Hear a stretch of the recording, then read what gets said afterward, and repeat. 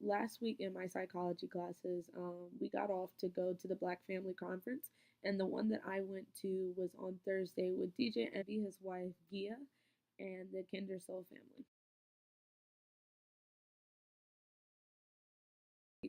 Researcher named Billingsley founded that there were five different characteristics about the Black family.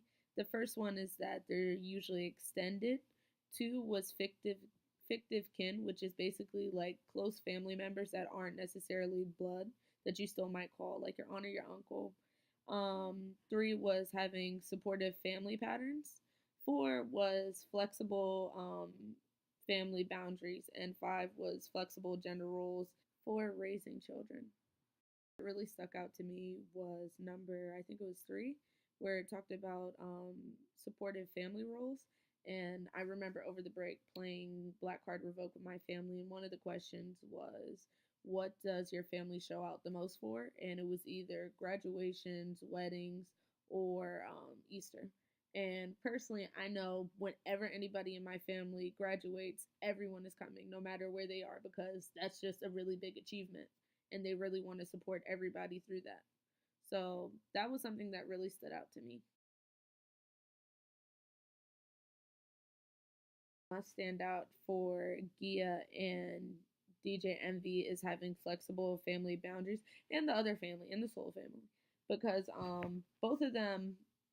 have both of them travel a lot, and not so much Gia, but DJ Envy has to be up maybe 4 or 5 o'clock in the morning every day to do the Breakfast Club at 6.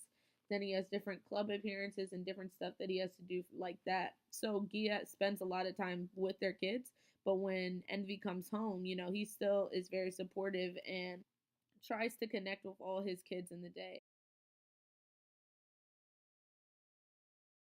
Conference, Black families weren't the only thing that were touched on. I feel like both partners really touched on their relationships with each other, and I couldn't find this in the last chapter, so I went to chapter 9, which is about intimate relationships in African Americans.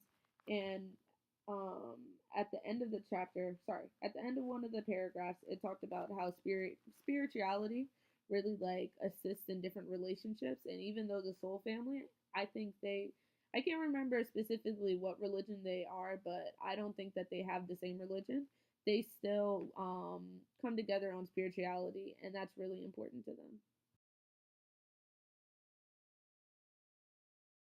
So, the Soul family pointed out that no one around them was married, and also in chapter 9 of our book, it talked about how African American people are have a lower marriage rate than other races, but it really just I don't know, that kind of stood out to me because even in my family, I feel like everyone is married, even though they might get divorced, but you still end up getting married at some point.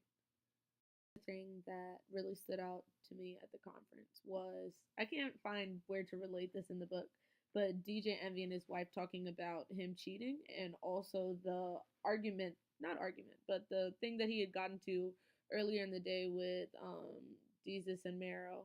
And so basically, I think DJ Envy's family has a lot of resilience. Even though all that they've been through, they try to stay, not try, they are very strong.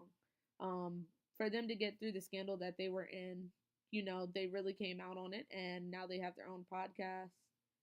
They hopefully seem happy. They seemed happy on stage, and yeah.